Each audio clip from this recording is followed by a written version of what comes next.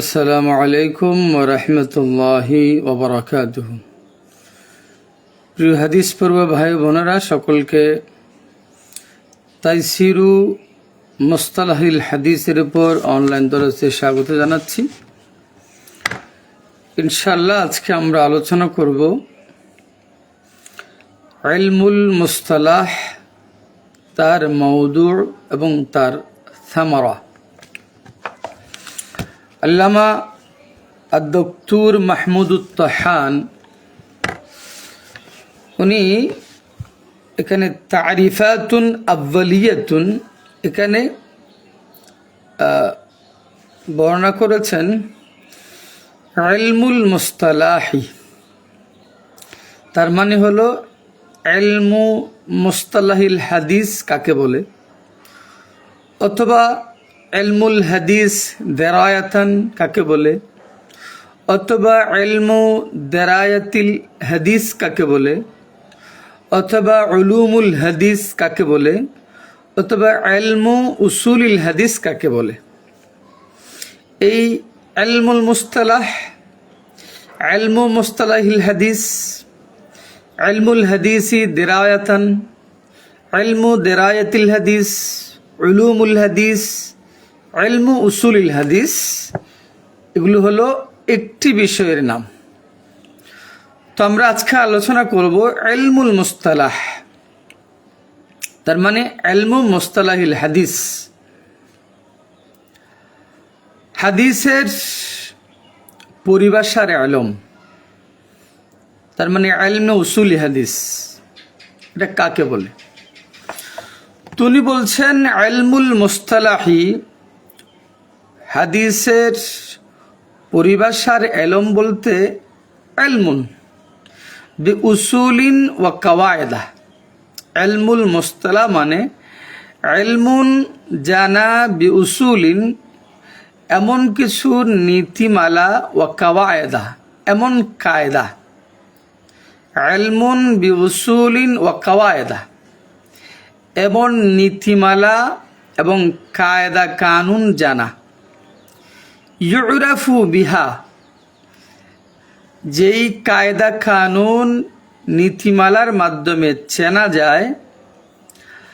আহওয়ালুস সানাদি, সনদের অবস্থাসমূহ। ওয়াল মতনি, মতনের অবস্থাসমূহ।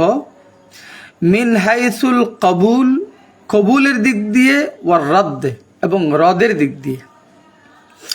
তার মানে হলো ইলমু মুস্তালাহিল হাদিস বলা হয় এমন নীতিমালা, কায়দা কানুন জানা, যেগুলোর মাধ্যমে গ্রহণযোগ্য এবং অগ্রহণযোগ্য হওয়ার দিক দিয়ে সনদ এবং মতনের হালাতসমূহ চেনা যায়। আর একটু যদি সহজ ভাষায় বলি, ইলমুল মুস্তালাহ বলা হয় এমন নিয়ম কানুন, এমন নীতিমালা জানা, যেগুলোর মাধ্যমে সনদের অবস্থা কেমন হলে সনদটা গ্রহণযোগ্য হবে, সনদের অবস্থা কেমন হলে সনদটা অগ্রহণযোগ্য হবে, মতনের অবস্থা কেমন হলে মতনটা গ্রহণযোগ্য হবে, মতনের অবস্থা কেমন হলে মতনটা অগ্রহণযোগ্য হবে, তা জানা যায়। মওদুউহু, ইলমুল মুস্তালাহি বা ইলমু মুস্তালাহিল হাদিসের আলোচ্য বিষয় হলো আস-সানাদু, সনদ, ওয়াল মাতনু, এবং মতন। মিন হাইসুল কবুল ওয়ার রদ, কবুল এবং রদের দিক দিয়ে। মানে কোন সনদ গ্রহণযোগ্য, কোন সনদ অগ্রহণযোগ্য, কোন মতন গ্রহণযোগ্য, কোন মতন অগ্রহণযোগ্য, এই নিয়ে আলোচনা করা হয় ইলমু মুস্তালাহিল হাদিসের মধ্যে। ওয়া সামারাতু, ইলমুল মুস্তালাহির সামারা, ফলাফল কি? বলছে তাময়িজুস সহিহি মিনাস সাকিমি মিনাল আহাদিস, হাদিসের মধ্যে সকিম থেকে সহিহ হাদিস পার্থক্য করতে পারা। তার মানে কোন হাদিসটি সহি, কোন হাদিসটি দুর্বল, এটা পার্থক্য করতে পারা, এটাই হলো ইলমুল মুস্তালাহির সামারা, ফলাফল।